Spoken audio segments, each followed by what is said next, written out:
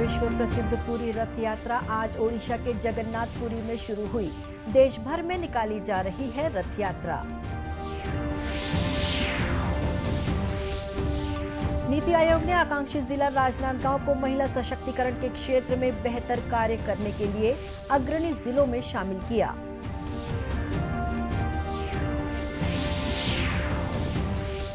देश में अब तक 197 करोड़ 74 लाख से अधिक कोविड रोधी टीके लगाए गए। छत्तीसगढ़ में मिले 167 नए मरीज।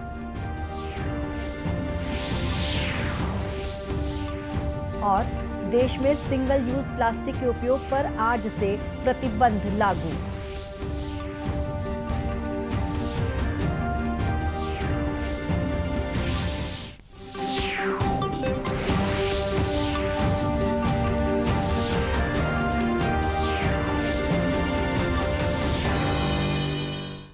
नमस्कार, आप देख रहे हैं दूरदर्शन समाचार। मैं हूं शुभ्रा भट्टाचार्य। अब समाचार विस्तार से। विश्व प्रसिद्ध पुरी रथ यात्रा आज ओडिशा के जगन्नाथपुरी में शुरू हो रही है।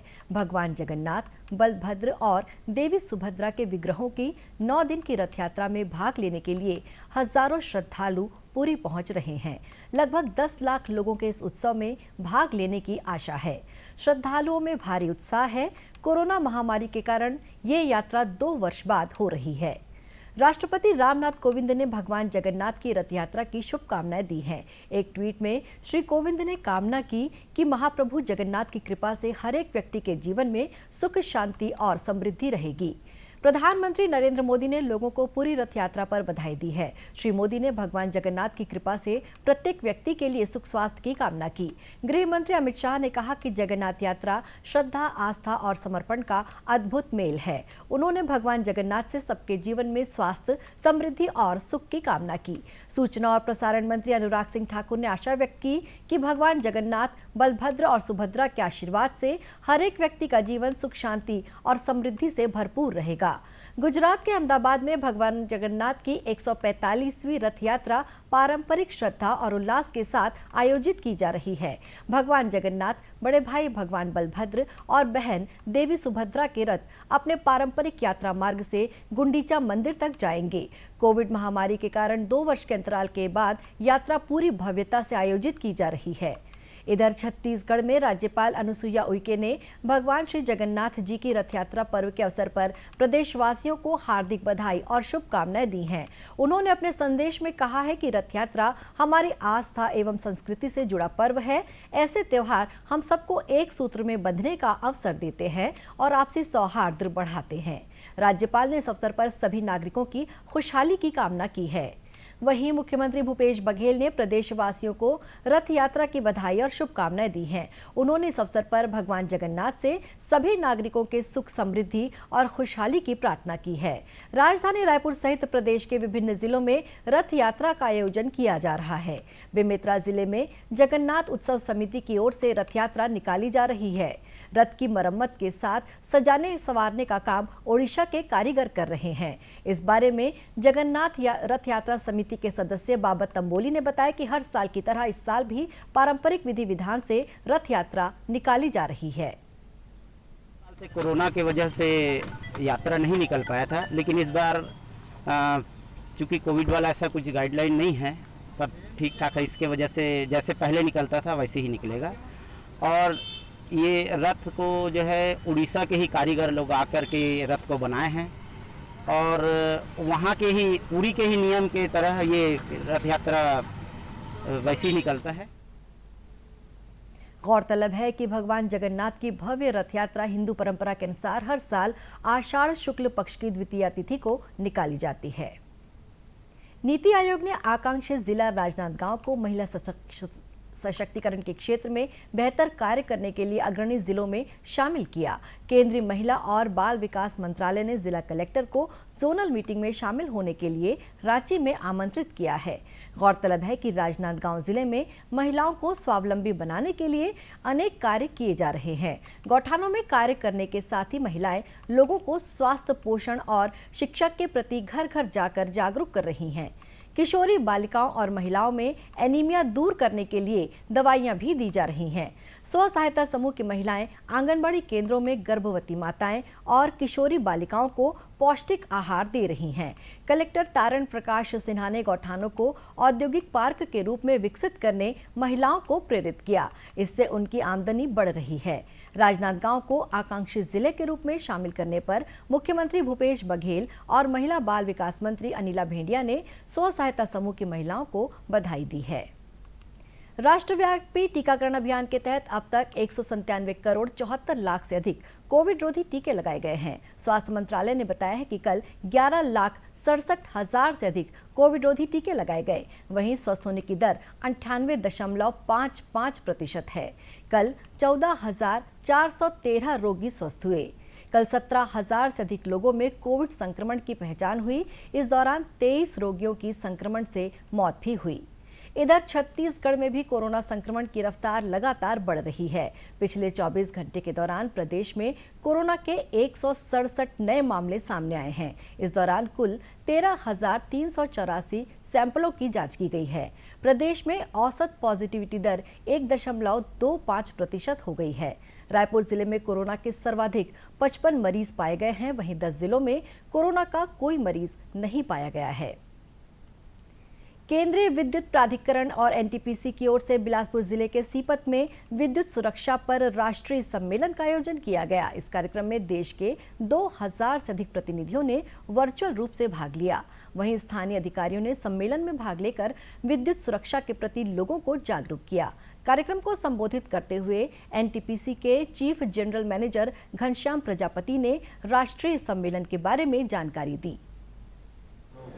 एक कॉन्फ्रेंस कर रहे हैं जो कि बेसिकली सीए कर रहा है और हमारे रिक्वेस्ट पर उन्होंने यहाँ पर रखा है। इसमें एनटीपीसी के अलावा CSPDCL, power grid, Jindal power energy और भी बहुत सारे जो प्राइवेट सेक्टर्स हैं, इसमें एनर्जी सेक्टर्स हैं और प्लांट्स हैं, ये सारे लोग इसमें कुछ तो यहाँ पर उपस्थित हैं और बहुत सारे ऑनलाइन कनेक्टेड है।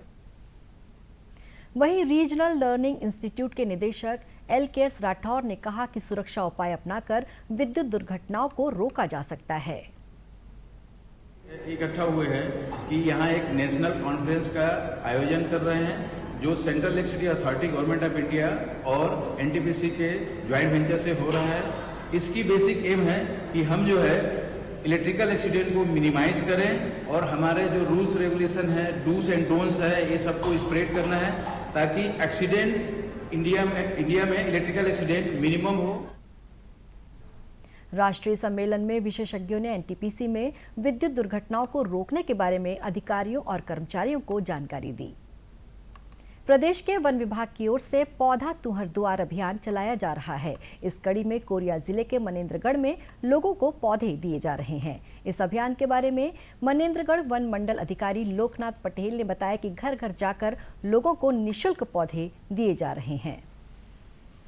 पौधा तुहर द्वार योजना के अंतर्गत निःशुल्क पौधा वितरण का कार्यक्रम का शुभारंभ किया गया, जिसमें हमारे इस नगर पालिका अध्यक्ष श्रीमती प्रभा पटेल के माध्यम से हरी झंडी कर हरी झंडी के माध्यम से शुरुआत की गई, जिसमें संबंधित इस हमारे वन मंडल के अंतर्गत आने वाले जो गाँव में निःशुल्क पौधा वितरण किया जाएगा।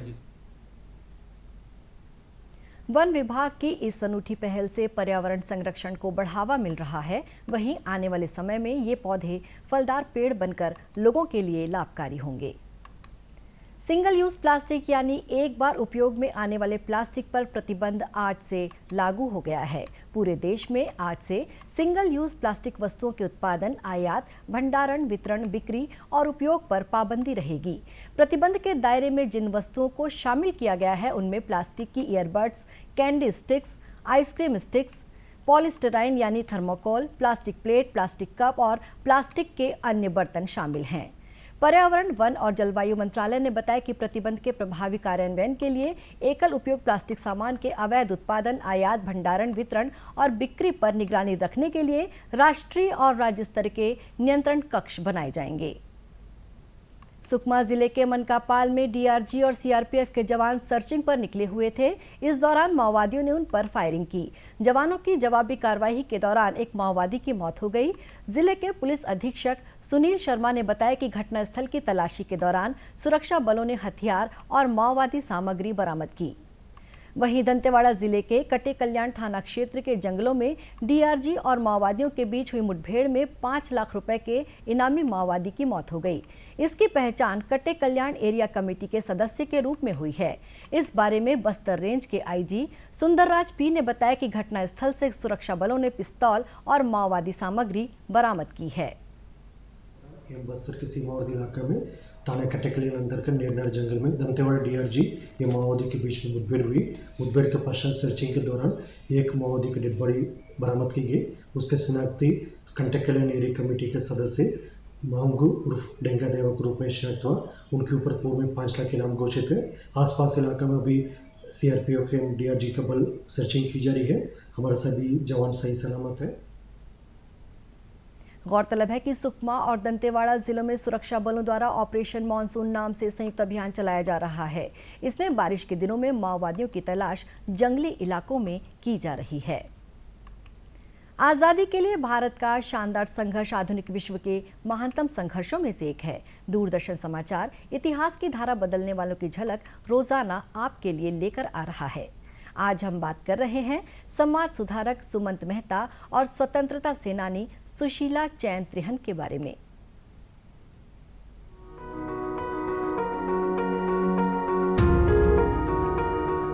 आज की कड़ी में हम स्वाधीनता सेनानी और समाज सुधारक सुमित मेहता का स्मरण कर रहे हैं। उनका जन्म 1 जुलाई 1877 को गुजरात के सूरत में हुआ था।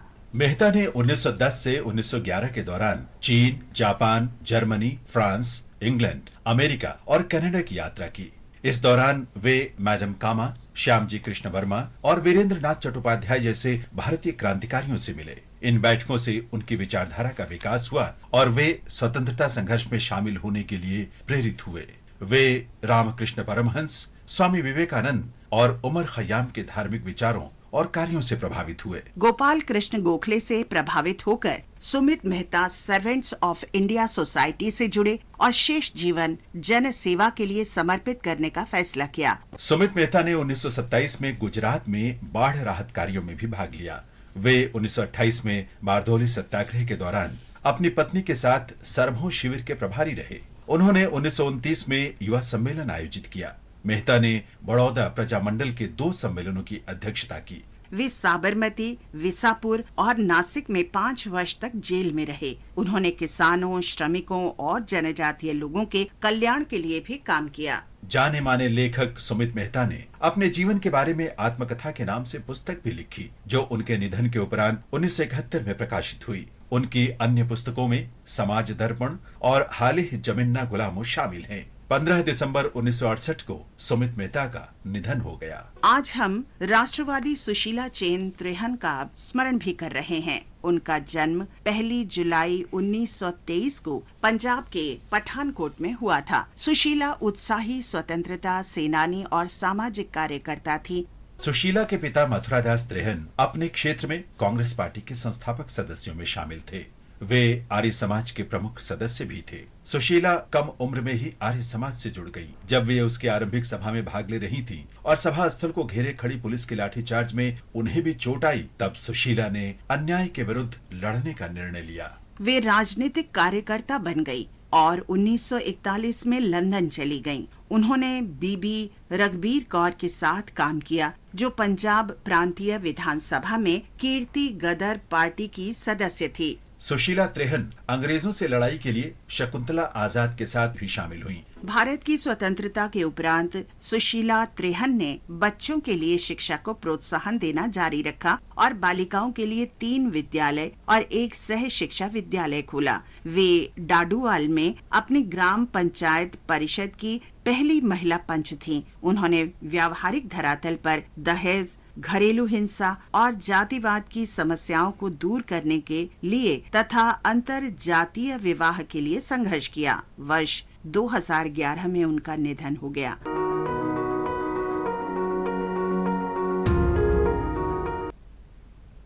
इसी के साथ ये समाचार बुलेटिन समाप्त हुआ। नमस्कार।